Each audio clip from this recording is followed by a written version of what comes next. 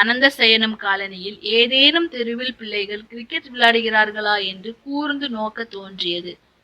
ஆள் அசைவுகளற்று காணப்பட்ட தெருக்களை கண்டபோது அங்குள்ள கட்டடங்களில் மனித வாசம் இல்லையோ என்று தோன்றியது. அகர வரிசையில் முதலில் ஏயை நோக்கி கால்கள் நகர்ந்தன. வீட்டு வாசல்களில் கண்ணை ஓட்டி நடந்தேன். பெயர் பலகைகள் உள்ள வீடுகள், இல்லாத வீடுகள், எந்த தலையும் வெளியே தெரியவில்லை. நடந்து கொண்டே இருக்கும் போது அந்த தெரு, அதன் மத்தியில் கிளைகள் விட்டிருந்தன. B C. சற்று தயக்கத்திற்கு பின் பிக்குள்ளே நுழைந்தேன். நடந்து கொண்டிருக்கும் போது ஒரு கூந்தல் எப்படியோ கண்ணில் பட்டுவிட்டது. சடார் என்று அது மறையும் முன் கூப்பிட்டேன், எம்மா. ஓடி வாசல் பக்கம் சென்றேன். தலைவாசலில் உள்பக்கம் பெரியதொரு பூட்டு தொங்கிக் கொண்டிருந்தது. புரொஃபசர் சீனிவாசனின் வீடு. தெரியாது என்று அவள் வெடுக்கென்று உள்ளே ஏறி சென்று கதவை சாத்திவிட்டாள். போறாவா. பி வழியாகவே நடந்தேன். 2 கால் எட்டி போட்டதும் பியிலிருந்து மீண்டும் 2 கிளைகள். C D. ஒரே குழப்பம், எங்கு நுழைவது? சீக்குள்ளே நுழைந்தேன். தெருவின் இரு மருங்கிலும் கண்ட பெயர் பலகைகள் அனைத்தையும் வாசித்துக் கொண்டே நடந்தேன். மூடப்பட்ட வாசல்கள், வெளிச்சுவர் இரும்பு வாசல்களில் நாய்களின் படங்கள். மேலும் பொறுத்து கொண்டிருக்க முடியாத நிலை. காலனிக்கு உள்ளே நுழையும் போது கண்ட எச்சரிக்கை பலகை கண்ணை உறுத்தியது. பேராசிரியரின் வீட்டை கண்டுபிடிக்கும் வரை சிரமங்களை அடக்கிக் கொள்ளாமல் வேறு மார்க்கமில்லை என்ற முடிவுக்கு வந்தேன். கால்கள் முன்னோக்கி நகர்ந்தன. சற்று தொலைவில் ஒருவர் இரும்பு வாசலை திறந்து ஹீரோ ஹோண்டாவை வெளியே உருட்டி இறக்கினார். அதை கண்டது மூச்சு வந்தது. அவரை வெளியே விட்டு ஓர் அழகி வாசலை உள்ளே பூட்டால் பூட்டினாள். காலை பின்பக்கமாக எடுத்து போட்டு வண்டியில் உட்கார்ந்து அவர் வண்டியை ஸ்டார்ட் செய்யும் வினாடிகளுக்குள் ஓடி அவர் பக்கம் சென்றேன். சார், புரொஃபசர் சீனிவாசனின் வீடு. தெரியாது. என் முகத்தை கூட பார்க்கவில்லை. சொன்னதை கேட்டாரோ தெரியவில்லை. கரிப்புகையை என் மூக்கிற்குள் திணித்து கொண்டு பாய்ந்து விட்டார். அந்த கரிப்புகையை சுவாசிக்க வேண்டியதாயிற்று. சுவாச நாளத்தில் மண்டி அந்த புகையை சீந்தி சீந்தி வெளியேற்றி கொண்டு நடந்தேன். தெருவோரத்தில் மரம் முளைக்காத ஓர் இடத்தில் வைத்து என் தலை 2ஆக பிளந்தது. அதே இடத்தில் தெருவும் 2ஆக பிளந்தது. D C. இந்த பிளவு என் பொறுமையின் தெளிநீரில் கல்லை போட்டு குளம் கலக்கியது.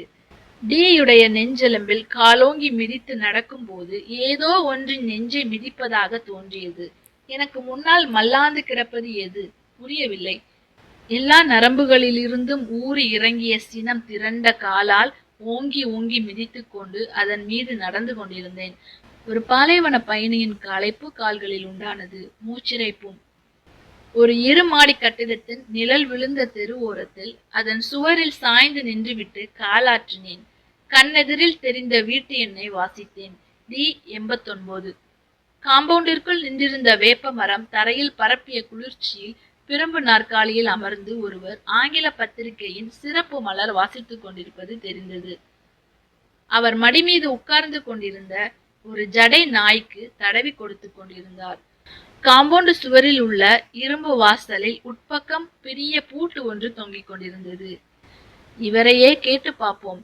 மெல்ல வாசலை அடைந்தேன்.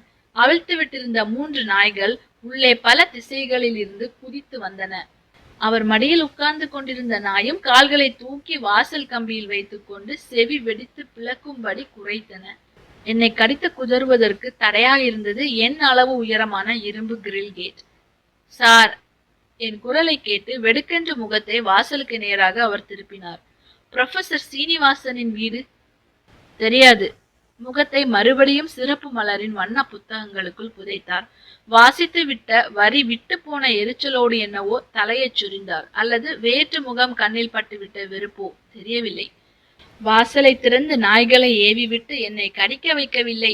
அவர் செய்த அந்த ஒரு நன்மைக்காக அவருக்கு நன்றி சொல்ல தவறிவிட்டேன். விட்டில் காலில் கட்டிவிடப்பட்ட நேரத்தின் பின்னால் நான் நடந்து கொண்டிருந்தது பி வழியாக. திக்கு தெரியாமலும் முகங்கள் தெரியாமலும் தெரிந்த ஒரே முகம், ஆசை ஒளிரும் என் மகனுடைய விடலை முகம். டியின் விழாவில் இருந்து 2 எலும்புகள் சுழன்று மீண்டும் தெருக்களாக பரிணமித்த திகைப்பில் அந்த சந்திப்பில் நின்று விட்டேன். B A. நாசம். இந்த அனந்தசயனம் காலனிக்கு முடிவே இல்லையா? தெருக்கள் பின்னி கிடக்கும் இந்த காலனி போய் போய் அலரும் கடல் திரைகள் நுரைகள் கக்கும் விளிம்பை தொட்டுவிடுமோ? பச்சை குழந்தை கூட சொல்லி தருவாங்கோ. கண்ணில் எந்த குழந்தையும் வராத ஏக்கங்களை கொப்பளித்துக் கொண்டிருந்தது மனம். டியில் இருந்து பிஏ நோக்கி திரும்பும் போது தொண்டையில் தங்கியிருந்த கடைசி துளி ஈரமும் வறண்டு விட்டது. இப்போதைய தேவை பேராசிரியரின் வீடல்ல, வறண்டு சுருங்கும் தொண்டையை நனைத்து குரலை உருவி எடுக்க ஒரு கோப்பை தண்ணீர். சட்டை வியர்வில் புதுமி இருந்தது. உச்சியில் இருந்து வடிந்த நீர் முகத்தில் சால்கள் கீறின. வேட்டி முந்தானை